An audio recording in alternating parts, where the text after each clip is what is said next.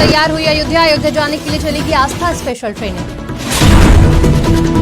संजय सिंह को कोर्ट से मिली बड़ी राहत, अब बाहर निकलकर खुद भर सकेंगे राज्यसभा का नॉमिनेशन। लॉरेंस बिश्नोई गैंग पर एनआईए का शिकंजा, 3 राज्यों में बिश्नोई की 4 संपत्तियां कुर्क। कोल ब्लॉक और महादेव ऐप मामले में सुनवाई, ईडी ने आरोपियों को कोर्ट में किया पेश। देश के कई हिस्सों में कोहरे का कहर जारी, कई ट्रेन और फ्लाइट्स हुई देरी। नमस्कार, स्वागत है आपका आज की खबर में। मैं हूं आपके साथ रागिनी सिंह राठौर। रुक करते हैं दिन भर की बड़ी खबरों का।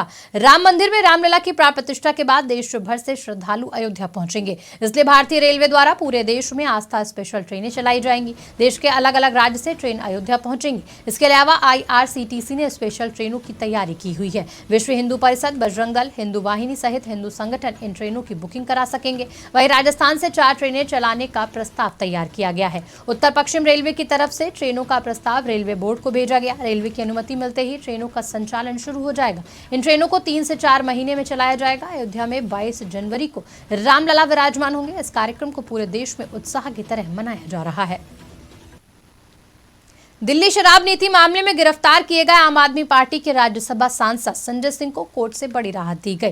दिल्ली की एक कोर्ट ने संजय सिंह को आगामी राज्यसभा चुनावों के लिए खुद जाकर नॉमिनेशन भरने की छूट दी। इससे पहले आम आदमी पार्टी ने शुक्रवार को संजय सिंह ND गुप्ता को फिर से राज्यसभा में दूसरे कार्यकाल के लिए नामित किया था।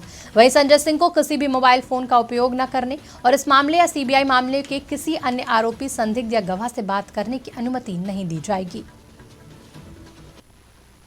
देश में आतंकवादी, गैंगस्टर, ड्रग तस्कर गठजोड़ को ध्वस्त करने की दिशा में NIA ने एक और बड़ा कदम उठाया, जहां NIA ने गैंगस्टर लॉरेंस बिश्नोई के गैंगस्टर आतंकी सिंडिकेट के 4 सदस्यों की संपत्ति को जब्त किया।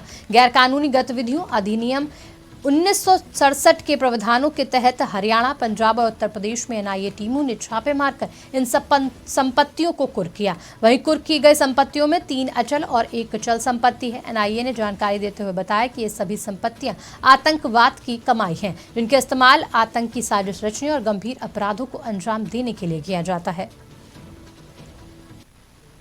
आज ईडी ने कोल ब्लॉक और महादेव ऐप मामले के आरोपियों को कोर्ट में पेश किया। मामले में संवाददाता चित्रा पटेल ने ईडी के वकील सौरभ पांडे से खास बातचीत की।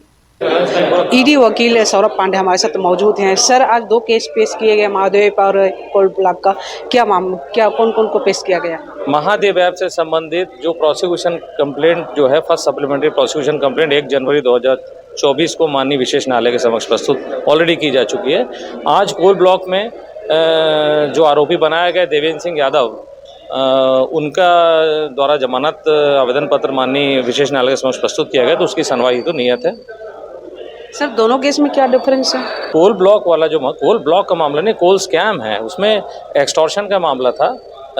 जो कोल का जो क्राइम हुआ था, जो कोल से संबंधित मनी लॉन्ड्रिंग की गई थी, वो बेसिकली कोल से ट्रांसपोर्टेशन से पैसा एक्सट्रैक्ट किया गया था 25 रुपये प्रति टन लेकर के, और उससे जो पैसा कमाया गया था उसको विभिन्न राजनीतिज्ञों को बांटा गया था और इलीगल प्रॉपर्टीज़ जो प्रोसीड्स ऑफ क्राइम हम कहते हैं उसको परचेज़ किया गया था। और महादेव ऐप जो है वो महादेव बेटिंग ऐप पोर्टल से इलीगली पैसा अर्न किया गया था, और उस पैसे को भी कई पॉलिटिशियंस को दिया गया है, कई सारे सरकारी अधिकारियों को दिया गया, ताकि उसका सुचारू रूप से संचालन होता रहे और उसमें से जो प्रोसीड्स ऑफ कमाई का अर्जन और भुगतान होता रहे। तो हम अभी चर्चा कर रहे थे ईडी के वकील सौरभ पांडे जी, उन्होंने दोनों केस के डिफरेंस को बताया है, समझाया है अच्छे से। और कैमरामैन के साथ मैं चित्रा पटेल, आज के खबर के साथ, रायपुर। उत्तर प्रदेश, मध्य प्रदेश और बिहार के कुछ शहरों में सुबह की शुरुआत बरसात के साथ हुई। वहीं बारिश की वजह से अब ठंड बढ़ गई है। राजस्थान के माउंट आबू में सुबह तापमान 4 डिग्री सेल्सियस दर्ज किया गया। वहीं मौसम विभाग ने मध्य प्रदेश, उत्तर प्रदेश समेत 11 राज्यों में बारिश का अलर्ट जारी किया।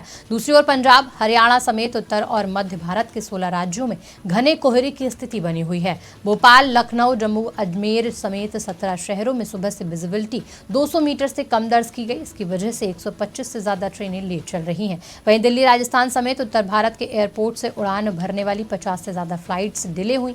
वहीं सर्दी के बढ़ते असर को देखते हुए उत्तर प्रदेश और दिल्ली NCR के स्कूलों की टाइमिंग बदल दी गई। राजस्थान में जयपुर के सरकारी और निजी स्कूलों में 8वीं क्लास तक की ठंड की छुट्टियां 13 जनवरी तक बढ़ा दी गई। फिलहाल खबरों में इतना ही। देश दुनिया की तमाम अपडेट्स के लिए देखते रहिए आज की खबर।